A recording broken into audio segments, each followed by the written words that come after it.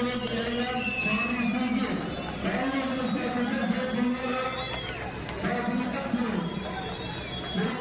hukuk biliyorsunuz, ne vicdan biliyorsunuz, ne Allah biliyorsunuz.